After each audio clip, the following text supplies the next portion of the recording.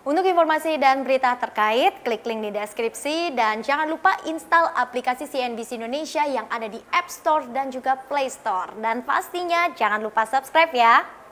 Mantan Kepala Intel Amerika Serikat menuding 4 negara ini coba mencuri data vaksin COVID-19 lewat serangan cyber. 4 negara ini ialah Rusia, China, Iran, serta Korea Utara. Mantan Direktur Keamanan Cyber dan Keamanan Infrastruktur atau CISA, Chris Krebs mengklaim ada upaya spionase dari 4 negara yang kerap berselisih paham dengan Amerika Serikat. Negara-negara ini pun disebut berupaya mencuri kekayaan intelektual vaksin COVID-19. Krebs menambahkan 4 negara tersebut tidak hanya mengincar perusahaan pengembang vaksin COVID-19 namun juga berupaya mengganggu rantai pasokan vaksin mereka. Krebs sebelumnya dipecat Trump karena dianggap tidak akurat dalam memberikan perlindungan keamanan data pemilu Presiden Amerika Serikat.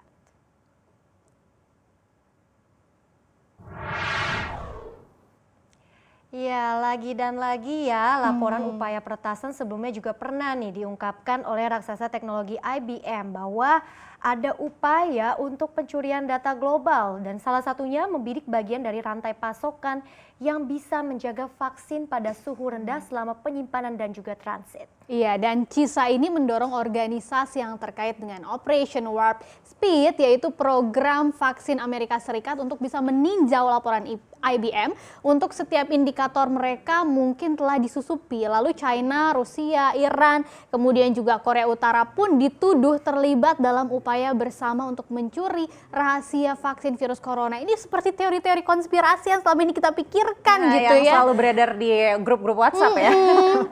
Dan mereka disebut berupaya mendapatkan hasil uji coba lebih awal dan menyita informasi sensitif tentang produksi obat-obatan massal pada saat berbagai vaksin hampir disetujui untuk digunakan. Salah satunya lewat aksi cyber, meretas dan mencuri rahasia di balik desain vaksin. Targetnya ratusan perusahaan obat, laboratorium penelitian dan organisasi kesehatan dari seluruh dunia menjadi sasaran pada satu waktu. Iya, getol sekali ya aksi hacking-menghacking ini. Jadi sekarang kalau bisa dikatakan vaksin COVID-19 ini juga bisa dianggap ya sebagai aset paling penting bagi negara produsennya. Jadi tidak heran sampai ada dugaan berbagai konspirasi. Tapi sekali lagi ini masih dugaan ya, jadi artinya belum terbukti begitu. Betul. Yang jelas virusnya nyata ya ini COVID-19 dan justru benar vaksinnya ini benar jadi aset seluruh dunia ya. Serem juga kalau itu akhirnya dicuri datanya. Iya, benar sekali. Jadinya harus benar-benar dijaga ya keamanan dari data privasi, baik itu vaksin ataupun informasi-informasi intelijen negara-negara lainnya. Oke, kita beralih ke informasi lainnya, masih dari dunia teknologi, di mana media sosial Facebook ternyata bukan cuma buat unggah foto saja, karena ada interaksi sama teman lama. Jadi para peneliti menemukan bahwa postingan pengguna di Facebook ini bisa menjadi alat untuk memprediksi masalah kejiwaan atau gangguan mood pada seseorang. Saya jadi tersinggung nih kalau soal kesehatan jiwa. Oke, penemuan ini didasarkan pada algoritma pembelajaran mesin dari jejak linguistik pengguna atau Linguistic Inquiry Word Count yang dilakukan oleh Institut Penelitian Medis Feinstein Northwell Health dan ilmuwan komputer di IBM.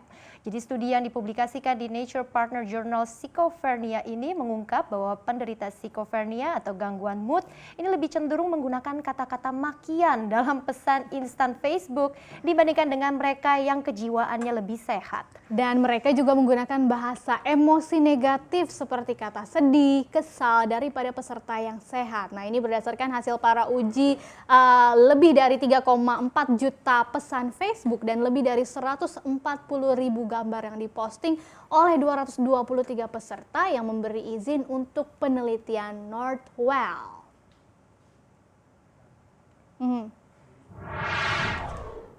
Ini kabar baik ya sebetulnya karena kan sekarang sudah gencar juga kesehatan mental dan ini bisa membantu diagnosis dan intervensi yang lebih awal lagi dan lebih baik lagi harapannya untuk bisa perawatan psikiatri karena hasil penelitian tadi kan menunjukkan bahwa algoritma pembelajaran mesin mampu mengidentifikasi sinyal yang terkait dengan penyakit mental lebih dari setahun sebelum rawat inap psikiatri pertama. Jadi harusnya bisa lebih cepat lagi dideteksi. Saya sih berharap ini tidak hanya di sosial media Facebook tapi juga akhirnya menyebar ke Instagram, TikTok bahkan gitu ya. Iya. Jadi yang punya ujaran Bisa. kebencian ini bisa langsung tahu begitu kalau dia punya masalah kesehatan jiwa. Karena saya pribadi sudah tidak punya Facebook saat ini. Teman-teman masih ada yang punya Facebook nggak? Aku masih, tapi kurang aktif ya. Oh, saya lebih parah, Facebook, Twitter tidak punya bahkan. Iya, memang sudah agak sedikit ditinggalkan ya sosial Iya. media Facebook kalau di sini.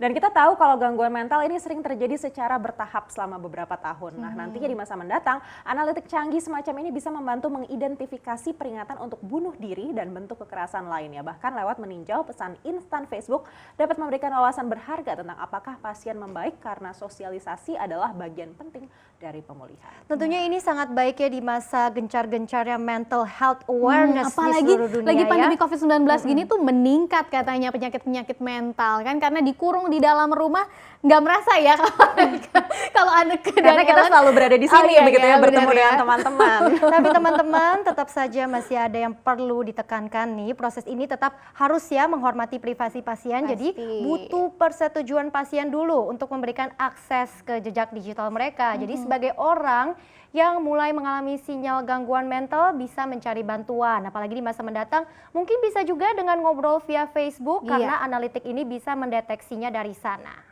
Ya, kita Tapi berharap jangan ini sampai bisa modus. berguna ya. Iya, ini kadang-kadang sering digunakan untuk hal yang Ya lebih tujuannya harus tetap positif Iya, ya. betul.